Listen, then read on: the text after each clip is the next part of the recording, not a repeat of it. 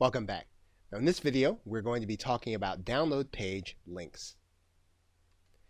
Now when you have a template for your download page links, you're going to have a couple of decisions you're going to have to make. Now obviously you want to give your customer or your client exactly what they have already paid for, and you want to make that front and center, and you want to make that easy to get. Now the other thing you're going to have the opportunity to do is you're going to have the opportunity to either replace some of these other icons with some other links, and in other cases you're going to be asked by affiliates and other partners in order to put their download links on your page. Now if you choose to do that, what you want to do is you want to make prominent the next step that your customer is going to need to take. So in other words, you want to be able to add in right after the download page the upsell. So if your customer has not purchased the upsell, you want to make it possible for them to be able to do that. You also want to make it possible for them to take any steps that they can in order to go deeper into your marketing funnel.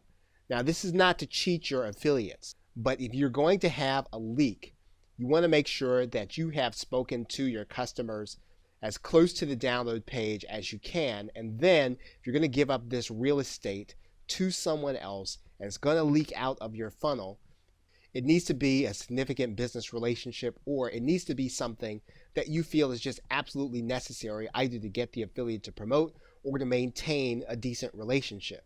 You're going to notice that in this area there is no header, there is no footer. Now it's a good idea if you want people to consider your upsell, once again, that you brand your download page, you brand your members area.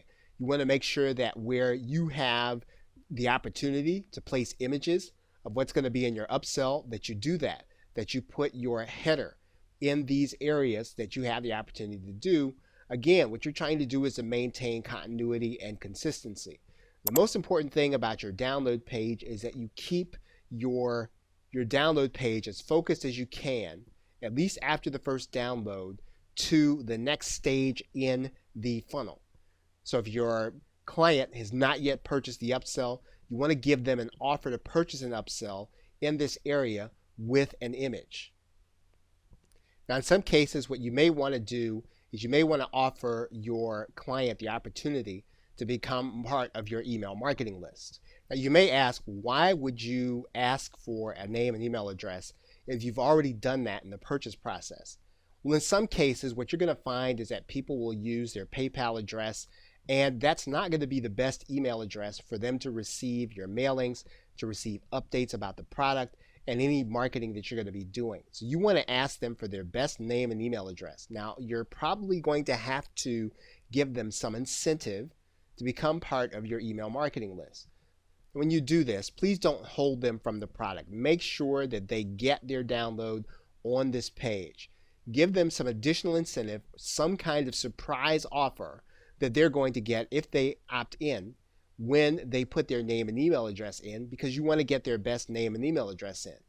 Now, the other thing that you want to be aware of is that this email address should be one that you want to get a double opt-in. Now in some cases you might use single opt-in. Maybe you might use single opt-in when you are actually collecting names and email addresses at the purchase price. But at this point, you want to be able to collect a double opt-in email address because it's going to be of a higher quality than the single opt-in email address. Okay, so with that, thanks, and I will see you in another video. Welcome back. Now when you put your sales page together, you're going to be getting traffic from affiliates, you might be getting traffic from the platform, you might be getting traffic from places that you actually drove. And so not all these people are going to be your customers. And so one of the things you're going to want to assume is that some people are just not going to be ready to buy. And that means that you're going to want to use an exit pop. So we're going to go inside of the page settings inside of Optimize Press. And in Optimize Press, this is called an exit redirect. Now it may be called something different in your page builder. But basically what you're going to be doing is you want to make sure that when someone leaves your page, that they get a message and that they get a redirect to another page. And this is where you're going to give them an offer, an opt-in offer, some kind of very enticing offer that they have to put in their name and email address in order to get. So you want to put your best opt-in here, and you also want to make sure that whatever this offer is, that it's highly relevant to what brought them to the page. And again, these are things that you can test, but you want to get the opt-in if the person decides to leave your page. And you can do that by redirecting them to a URL where you have an offer that is already in place. Now, your page builder may not have that script built in, but you can actually place that script into a location like this other scripts area where it will actually execute the exit pop for you. So you can purchase these scripts. There's actually one included with this course. And so you can use those scripts in order to use your HTML pages, or you can do it inside of some of those page builders that will not execute an exit pop. Okay, so with that, thanks, and I will see you in another video. Welcome back. Now in this video, we want to set up for lead collection as you start to initially get traffic to your offer. Now we are covered when someone leaves the page without taking action on our offer.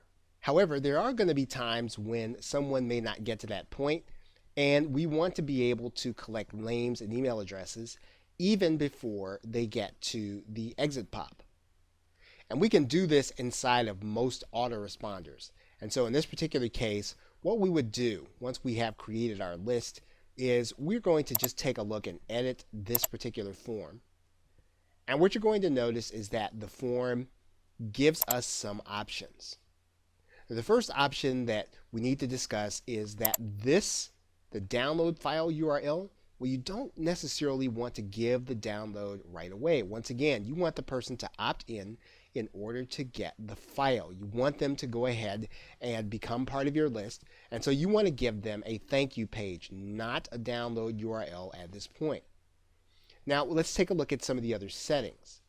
Well, one of the things we can do is we can actually make sure that the box appears the way we want. So if we wanted to scale down or slide in or fade in, we can do that. We can decide on how long it takes to show up. And we can decide on how long it's actually going to show up for a particular user. And so we might put 3 days, we might put 90 days. And of course, if possible, we want these people to be double opt-in. So we want a confirmed opt-in. So what we would do is save and publish this form. We would then copy the code, and then we would go back to our site.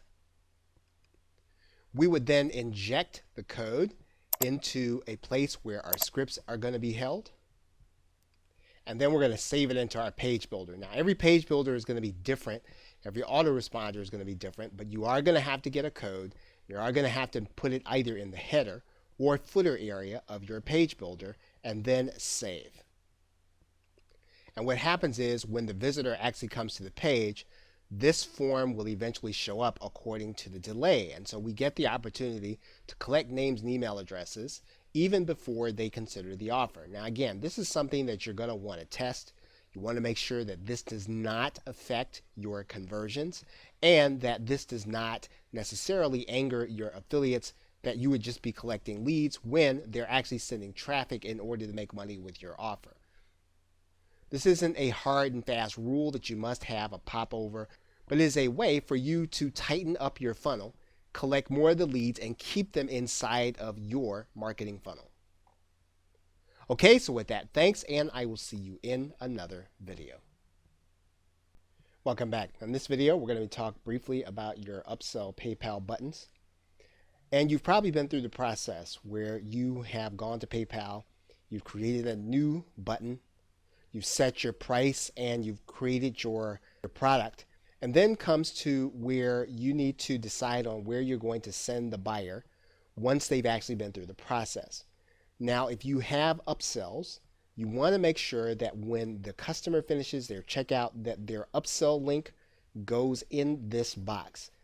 And if you're going to deliver by a membership script, you want to deliver them to a thank you page. The only way that you're going to deliver them direct to the product is if you're not using a membership script and there are not going to be any additional upsells. In every case, The way you're going to deliver people to your upsell using PayPal is going to be in this area in step 3. This is how they're going to get there. Now, if you're wondering how they're going to click off of it or use the no thanks link where you're going to direct that on your page, but this is the important part of the PayPal process. You need to put their upsell link in this box inside of step 3 inside of the PayPal button. Okay, so with that, thanks, and I will see you in another video.